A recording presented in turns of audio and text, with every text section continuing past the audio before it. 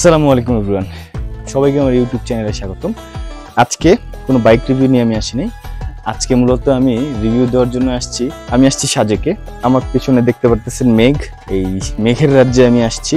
আমি দুইটা রিসোর্টে থাকছিলাম আর আজকে আমরা চেক আউট করে চলে যাব। তো গতকালকে আমরা যে রিসোর্টটাতে ছিলাম সেটার নাম ছিল সম্পারি, আর আজকে আমরা যে রিসোর্টটাতে আছি, যে রিসোর্টটা থেকে এত সুন্দর একটা ভিউ আপনারা দেখতে পাচ্ছেন, এই দুইটা রিসোর্টের অভিজ্ঞতা নিয়ে একসাথে কোনো ভিডিও হচ্ছে না। আমি আজকে শুধুমাত্র সাংরাই যে রিসোর্টটা, এর কিছু প্রবলেমের কথা বলবো। এটার অনেক গুণগান আমি শুনছি। একটু বাইরে চলে আসি। দোলনাটাকে দেখতে খুব সুন্দর লাগতেছে, ঠিক না? কিন্তু দোলনাটার অবস্থা খুবই খারাপ, খুবই ডেঞ্জারাস। তার কাটা এরকম ভাবে বের হয়ে আছে।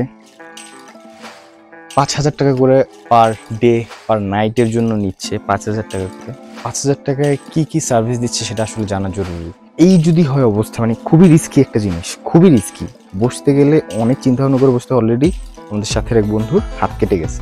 ব্যাপারটা হচ্ছে কি যে খুবই মানে ছোট একটা জিনিস, যেটা তারা চাইলেই হচ্ছে গিয়ে এটা সমাধান করতে পারে। হয় তার কাটাগুলো খুলে ফেলা যেতে পারে, অথবা তার কাটাগুলো কেটে দেওয়া যেতে পারে, অথবা নতুন একটা দোলনা এখানে বসে দিতে পারে, অথবা দোলনাটা সরাই দিতে পারে।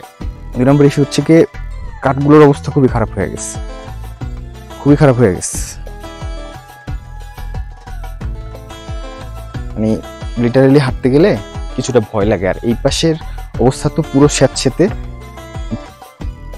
খুব বেশি একটা ভালো অবস্থায় নাই এই রিসোর্টটা। মানে সবচেয়ে খারাপ লাগার যে বিষয়টা, সেটা হচ্ছে যে ওয়াশরুমের দরজা লাগানো যায় না, কোনোভাবেই লাগানো যায় না। এটা তো খুবই মানে একটা বিব্রতকর একটা অবস্থা। 5,000 টাকা আমি দিচ্ছি, এই সার্ভিসগুলো তো আসলে জরুরি।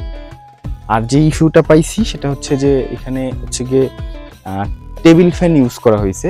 টেবিল ফ্যানের কারণে আসলে ফ্যান নিয়ে সাজেকে এসে কোনো প্যারা কেউ খাবেন না আমার মনে হয়। দিনের বেলা একটু গরম লাগলেও রাতের বেলা প্রচণ্ড হচ্ছে গিয়ে শীত লাগে। আমরা ফ্যান বন্ধ করেই ঘুমাইছি। আর মশারি অবশ্যই জানাইতে হবে। টিকটিকির লেদা বা গু বাংলা ভাষায় যেটাকে বলা হয়, সেটা দিয়ে পুরো ঘর ভরে থাকবে। আপনি যদি ঘুমায় থাকেন দেখা যাবে যে আপনার মুখের উপরে হচ্ছে গিয়ে মুখের ভিতরে টিকটিকির গু পড়ে গেছে। এটা হইতে পারে। এটা সাজেকের অন্যান্য রিসোর্টে বা কটেজেও সম্ভবত একই সমস্যা। আমার এক্স্যাক্টলি জানা নেই, তারপরে মানে আমি দুইটাতে ছিলাম, দুইটাতে আমি সেম প্রবলেম পাইছি। এই রিসোর্টটা নেওয়ার অন্যতম যে কারণ ছিল, আমার 5,000 টাকা আমি দিচ্ছি। কেন দিচ্ছি? আচ্ছা, এই রিসোর্টে গিজার আছে। সকালবেলা গোসল করতে গেলে গিজারটা অনেক জরুরি একটা বিষয়। গিজারটা কাজ করে না, গিজারটাও কাজ করে না। আমি মাত্র গোসল করে বেরোলাম, আমার লিটারেলি পানি ঢালতে গিয়ে অনেকক্ষণ চিন্তা করা লাগছে। মানে প্রচন্ড ঠান্ডা, বাইরের রোদের তাপ আপনারা আসলে বুঝতে পারতেছেন না।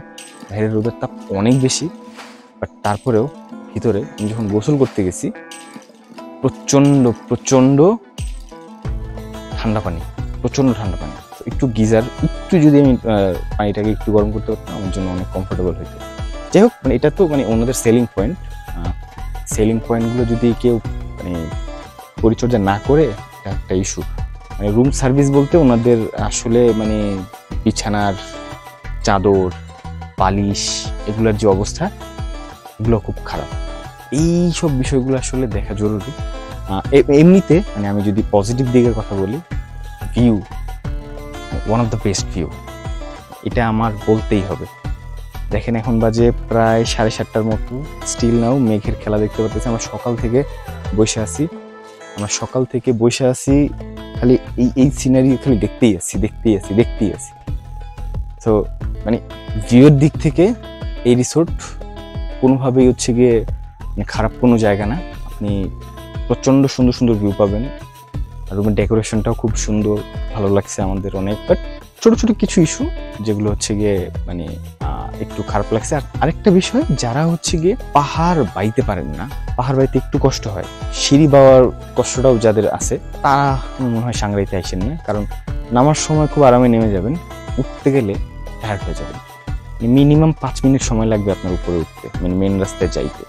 মিনিমাম 5 মিনিট সময় আপনার সিঁড়ি বাইতে হবে, এবং মানে টায়ার্ড লাগে। মানে আমাদের এরকম অবস্থা হয়েছে, আমরা হিসাব করে হচ্ছে রুম থেকে বেরোই, দরকার হলে বাইরে গিয়ে বসে থাকবো, তারপরও রুমে এসে আবার বেরোতে হবে, এরকম যেন সিচুয়েশন না হয়। যাই হোক, এই ছিল মোটামুটি আমার ছোট্ট ওভারভিউ এমনিতে রিসোর্টটা অ্যাস্থেটিক ভিউ খুবই ভালো, খুবই সুন্দর লাগছে আমার। রাতের বেলাও খুব ভালো লাগছে, দিনের বেলা সকালবেলা তো মানে ফিদা হয়ে গেছি।